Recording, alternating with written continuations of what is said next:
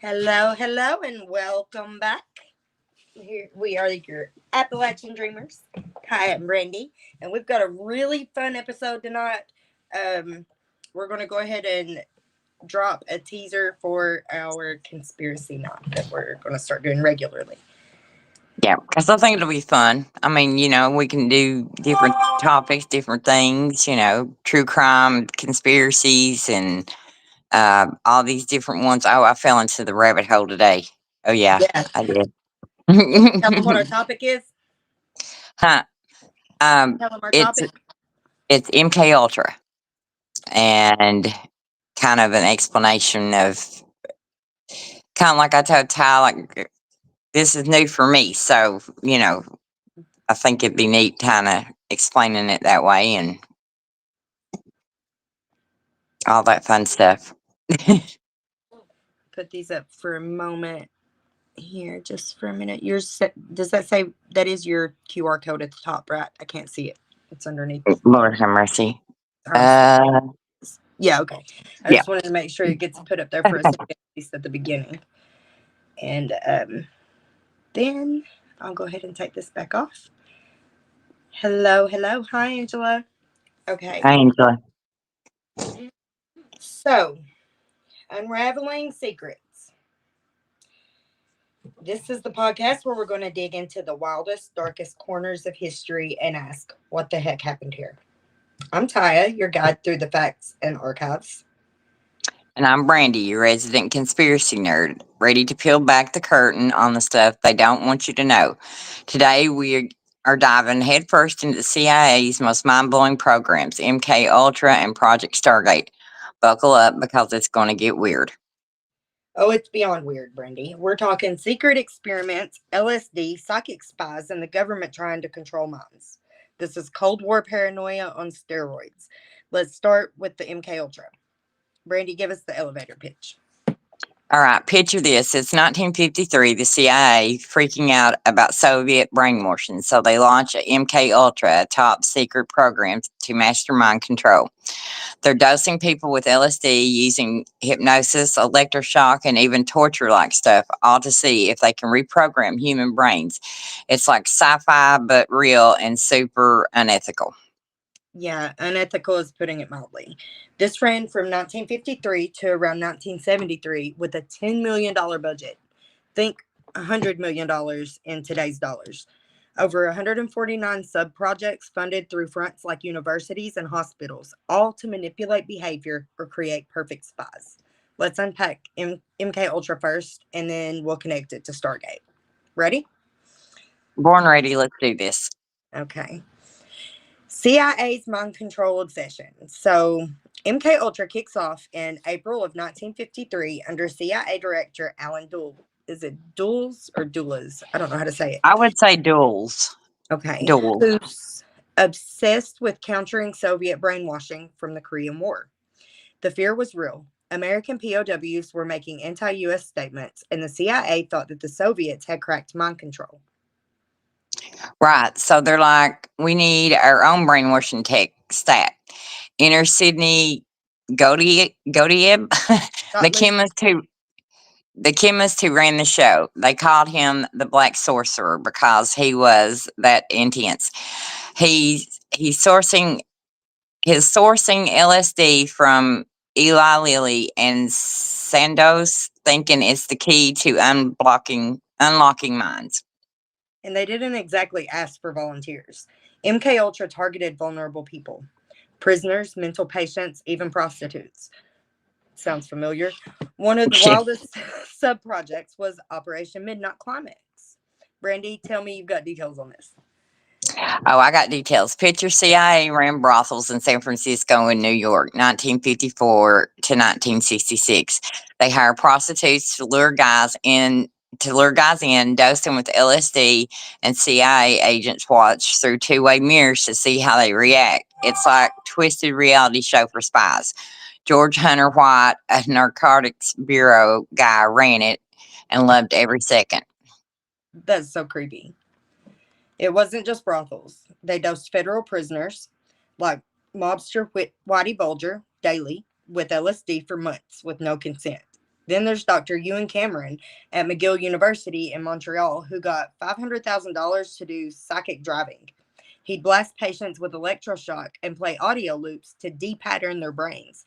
People lost memories, even their sense of self.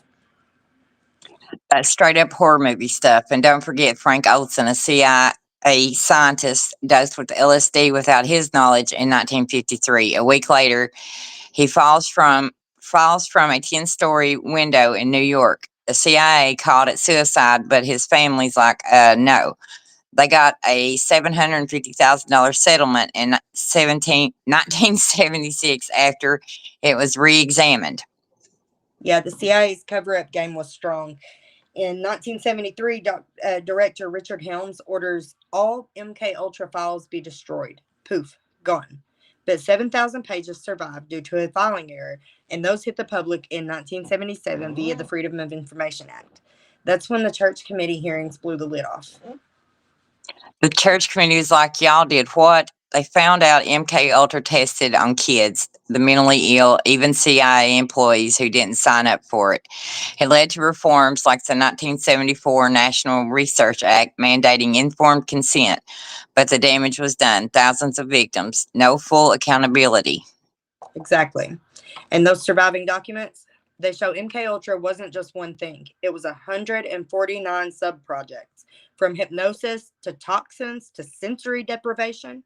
But in 1964, it was getting heat for being unethical.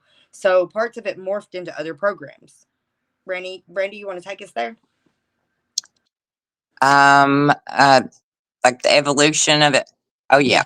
Yeah, evolution. MK Ultra didn't just vanish. It shapeshifted. By 1964, after a CIA report called it out for being a mess, they rebranded a lot of it as MK Search.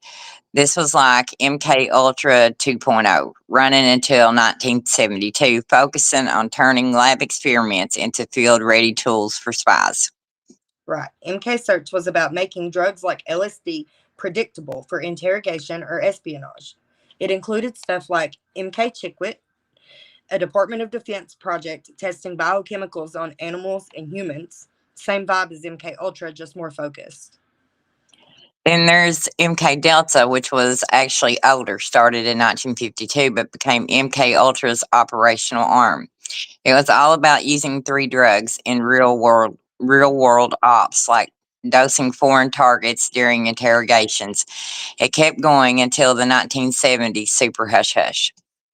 Yeah, and don't forget MK Naomi, a CIA Army collab for biological weapons. They were building dart guns and aerosols to deliver stuff like shellfish toxin. It ran parallel to MK Ultra and used its data to weaponize mind-altering agents. Ended in 1970 when Nixon banned bioweapons, but still creepy. And then there's MK Optum, which is where it gets really wild. Late 60s, early 70s, they're mixing drugs like BZ, a hallucinogen, with occult stuff. They hired Satanists and witches to see if rituals could boost the drug effects. I'm like, CIA, are you okay?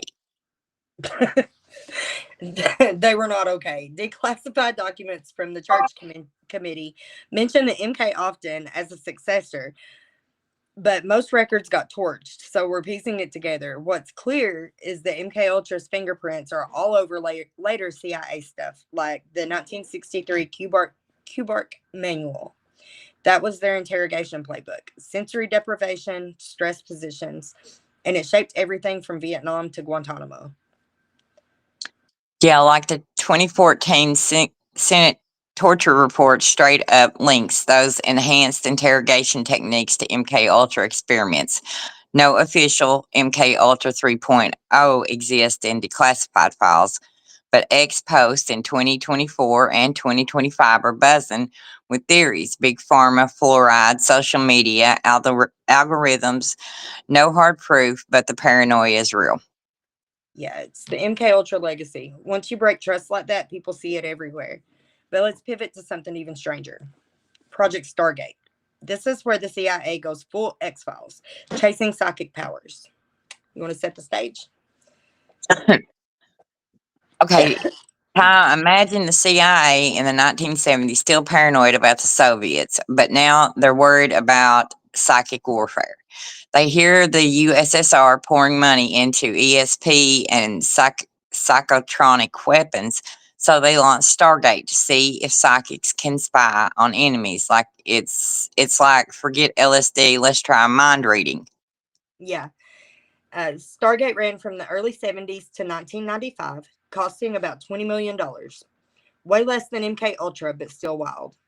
It started with experiments at Stanford Research Institute, not the university, with physicists Russell Targ and Harold Puthoff. I think I said that right. They're testing people like Uri Geller, the spoon bender, and Ingo Swann, who basically invented remote viewing. Remote viewing is the heart of it. You give someone coordinates or a photo, and they're supposed to see a far off place in their mind enemy bases, hostages, whatever. They'd sit in a quiet room and sketch what they saw, and a monitor would check on their work. Sounds cool, but was it legit? That's the question. They had some hits, like Pat Price in the 70s viewed a Soviet facility in Semiplatin. I don't know how to say that. Semipalatinsk. If anybody can pronounce that, please make me a video. Semipalatinsk. Okay. I have no idea. Sketching cranes and a lake, later confirmed by satellites. Or Joseph McMonigal, viewer number 001, who helped find hostages during the 1979 Iran crisis. But the 1995 CIA review said that it was mostly bunk. No consistent results, just vague guesses. Yet they Yeah, used the it American. in hostage Oh, situations and spent $20 million on it to develop yeah, it. yeah. The American Institute for Research report in 1995 was brutal. They said remote viewing had no real intelligence value, but believers like McMoneagle swear by it. He claims he found a crashed Soviet jet in Africa. The CIA's own files, declassified in 2017, show a 15 to 20% success rate above chance, but skeptics call it cherry picking. The setup was small, 3 to 5 viewers at Fort Meade, 500,000 a year, $500,000 a year by the 90s. They tried stuff like bilocation, which is viewing multiple places, and even psychokinesis, like messing with random number generators. But by 1995, the CIA is like, we're done, and they shut it down. Oh goodness. Still the files are nuts. From 2017 FOIA dump has over 12 million pages, transcripts of viewers describing secret US sites that turned out to be warehouses, or Uri Geller trying to project his mind. It's fascinating, even if it's a stretch. Connecting MKUltra and Stargate, the CIA's fringe quest. So, how do MKUltra and Stargate connect? They're not direct cousins, but they're both products of Cold War desperation. MKUltra used drugs and torture to control minds. Stargate bet on natural psychic powers. Both were unethical in their own way. And MKUltra with its non-consensual experiments, Stargate with its psychological strain on viewers. Yeah, and both push boundaries. MK Ultra's hypnosis and sensory deprivation vibe show up in Stargate cooldown protocols for remote viewing. Plus, some MK Ultra sub projects like MK often dabbled in occult stuff, which feels like a bridge to Stargate's paranormal bent. Exactly. They share that anything goes mindset. The CIA was throwing money at anything that might beat the Soviets, ethics be damned, and both got exposed around the same time. MK Ultra in 77 via the Church Committee, Stargate in 95 after declassification. The legacy's wild too. MK Ultra inspired laws on human experiments, but also endless conspiracy theories. X is full of posts linking it to modern media or antidepressants. No proof though. Stargate and pop culture too. The men who stare at goats, Stranger Things, even the new 2025 Stargate AI supercomputer project borrows the name. Right. that OpenAI SoftBank thing is pure coincidence, but it shows how these programs stick in our imagination. On X, people are still tying Stargate to stuff like psychic takes on the 2025 Charlie Kirk assassination attempt. Well, his assassination, I guess it wasn't an attempt. It's all speculation, no evidence. Well, there's a lot of stuff going around about it. I kind of dove into that rabbit hole a little bit today, and there's there's a lot of stuff about that I just, Yeah. wow. But this reminds me of the government setting up our now conspiracy theories, but they're not just conspiracy theories exactly. And they created them. And then they turn around and gaslighted the citizens into thinking that we were just crazy for believing them. Yeah. And now it's all proven. It's all common knowledge that, yeah, they did do these things to us. So what's the takeaway? MKUltra and Stargate show the CIA's willingness to go to extremes. Drugs, torture, psychics to gain an edge. MKUltra caused real harm with thousands of victims. And Stargate was less destructive, but still a $20 million gamble on pseudoscience. And they wouldn't put that money in there if they weren't confident. And so, yeah. Yeah, and they reminded us how far the government can go when the secrecy's unchecked. The destroyed MKUltra files and vague Stargate results is a trust killer. Makes you wonder what else we don't know about. Totally. If you want to dig deeper, check out the CIA's FOIA Stargate collection or the National Security Archives MKUltra docs. They're online and they're true. Final thoughts, Brandy? Just wow. MKUltra's victims deserve justice, and Stargate a reminder even smart people can chase wild ideals. Keep questioning, folks. Truth's stranger than fiction. Couldn't agree more. So thanks for joining us. And on the next one, I've got we're going to break down some of these pseudo programs. I've got the Montauk Project, the Philadelphia Experiment. We've got a list of things that we're going to start drafting up for the next few episodes of. Yeah. So. And we want you all to get involved too. Like, we drop a topic, send a message or, tell us, something that you want to know about or, something you want to talk about, I think it would be fun to interact, Yeah, you got something you want us to take a deep dive into? Let us know. Drop it in the comments. Yep. So. And labeling someone as crazy or drug addicted is the only way to diminish their believability. Yes, ma'am. It's one of their favorites anyway. Yeah. Big time. Yeah. Let's put our codes up on the screen. Oh, here. This is what I wanted to show y'all. For the book, Awakening Through Shadows. That one is more. And then here is for the shadow work journal and the jewelry. You can access all those on the Buy Me a Coffee website now. And Brandy's is going to be having some things coming soon to her little shop too. So yeah. I'm working on that. All right. The Montauk Project, that was the next one that I had. I'm starting to work on for our next episode of the Unraveled. So that would be a good one if you got questions or something you want us to look at before, then drop it in there and we can add it to it. Okay, let me go back over here. Somebody said they're snuggled up in their nest. I'm about to go snuggle up in my nest. Lovely that you're both reading to me. Oh, good. I was reading a little bit on TikTok earlier. I've been reading through the Appalachian Witchcraft for Beginners, and I was able to get that uploaded to I'm working on getting more books in my TikTok shop, my little bookstore. Yeah. working on. I got a few more books uploaded to it, but I still haven't got it linked up right. It's driving me nuts. I'm ready to. I want to get out the window. I need a technology break today or something. Things are glitchy today. Very.